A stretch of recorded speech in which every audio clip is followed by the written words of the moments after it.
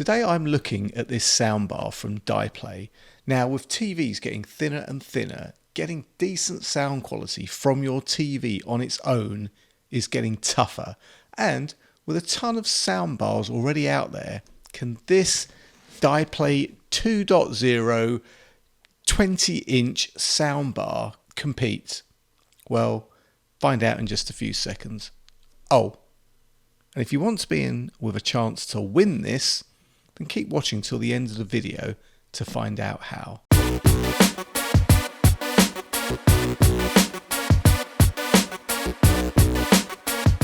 What's up YouTube? Dave here with Seen Through a Lens, and thanks for stopping by the channel. We make lifestyle videos and all things tech, so if that's your kind of thing, then please consider subscribing to the channel and clicking on the bell icon so you can be notified of new videos. So guys, yes, a soundbar from dyplay. Now, if you don't know who dyplay are, well, they make a bunch of different audio tech such as earbuds, headphones, soundbars, and even audio sunglasses. Yeah, audio sunglasses. Whatever next, eh? Well, actually, I do have a video coming soon for some rather cool audio glasses from another manufacturer. So, if you're intrigued, subscribe and keep an eye out for that video. Okay, no pun intended, but yeah, keep an eye out for that video. But back to this soundbar, guys. dyplay sent me this soundbar in exchange for my honest review. And guys, if you know that good, bad or indifferent, whatever I get sent, you're always going to get an honest review from me. So before we get into it, let's take a look in the box and see what we've got. So here we have some instructions, a power brick, a remote controller, some cables, including an AV cable, a 3.5 to 3.5mm audio cable, as although soundbars are usually used to connect to your TV, you can actually plug your computer into this one or some other device where you want the sound to sound better. And you have an HDMI cable and an optical cable. Now, this soundbar does support HDMI ARC, so if your TV supports it, that's great. It simply enables you to connect to your TV via HDMI and then control it with your normal remote control. So, pretty cool. Then you have the soundbar itself, guys. It looks kind of cool in this kind of piano black plastic. It is plastic. Now, the first thing that comes to mind is this is pretty light.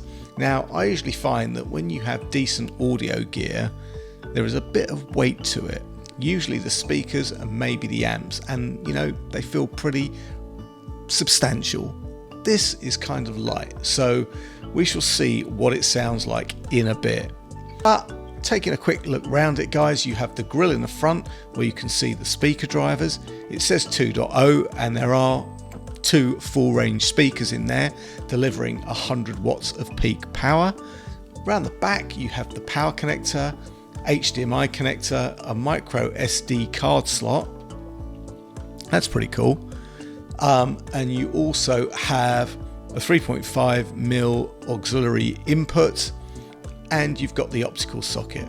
Now, moving around the side, we've got a power button, a source selector button, and volume up and down. Now, the remote is small and it's light, but it has all of the controls on it, including the 3 sound modes and all the source inputs. A nice little feature every time you select a sound source, you kind of get this verbal confirmation, and the color on the front of the soundbar changes. So that's pretty neat. Now, onto that sound, guys. Well, I thought I'd hook up to my computer via the headphone jack using the 3.5mm cable. I also tried streaming from my iPhone using Bluetooth. So let's take a listen and see what this sounds like. Hey, Bill, I'm in the mood for a switch up. I hit the function, hit the rose till I hiccup. Connected. Hey, Bill, I'm in the mood for a switch up. I hit the function, hit the rose till I hiccup. I hit the stage and leave with money that's a sticker. She picture perfect, so I told him I'm a flicker. Bill, I'm in the mood for a change up. I leave the city and return with my change up. They got amnesia, don't remember how they played us. So guys, that's the sound quality. As you can hear, and as I thought, judging by the weight of it, it's pretty light, but it's pretty loud. Loud enough, but it's fairly flat. And switching to the Bluetooth connection made no difference at all. It's a fairly flat sounding speaker. And in fact, just to demonstrate the difference, I've got a Sonos One speaker. Now, this is a fairly heavy little speaker, and trust me, as an audio enthusiast, the Sonos is, it's kind of okay sounding. It's nothing like a proper hi-fi speaker setup, but all the same, it sounds okay. But listen to the comparison between the dyplay and the Sonos. The city and return with my change up. They got amnesia, don't remember how they played us. They wanna knock me down, but somehow I just stay up. Look, straight from the mud like Ruby. Straight to the stage, they love me. I understand they hungry, but please don't hate, that's ugly. I've been sliding, shaking, moving. I've been popping in my city. Shawty say she love the way we do it with me. I ain't come to argue, let a please, baby. They been talking pennies, I need bigger bucks. About to catch a flight, I need to switch it up. Okay. Got that black boy joy, my okay. But she gon' need some closure and some therapy. No way. Count on F, giving rappers hell, I know they happy that I left. Hit the south in winter, I just put down my deposit. 82 degrees, I left that jacket in my closet. I'm in the mood for a switch up. Now, I don't usually like doing these comparisons, as by the time you record them on the microphone, everything gets compressed down, and then you can't control what devices people play back on.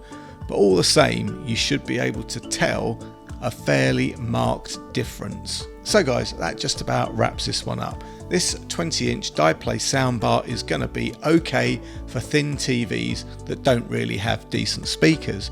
It has a lot of features, and if that's all you have as an all-in-one, then it's going to be okay.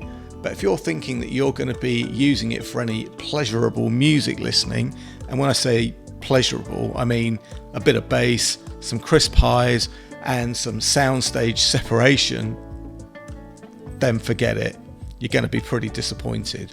But for an all-in-one where you don't have space and you just want something better than thin TV speakers, then it's definitely worth the around 50 quid. That's 50 quid, 50 pounds, the Queen's pounds. And you know what? You won't go too far wrong. So guys, thanks to you for watching, and thanks to dyplay for sending me this soundbar to review. And guys, if you want to be in with a chance of winning this, then just subscribe if you're not already subscribed and leave me a comment. After 100 comments, I'll be picking one of you, packing this up and sending it out to one lucky person for free.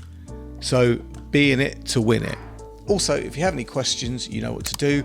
If you like the video, then please consider subscribing to the channel and clicking on the bell icon to be notified of new videos. Guys, I'm Dave with Seeing Through a Lens, and I will see you the next time. Good luck for the competition, and bye for now.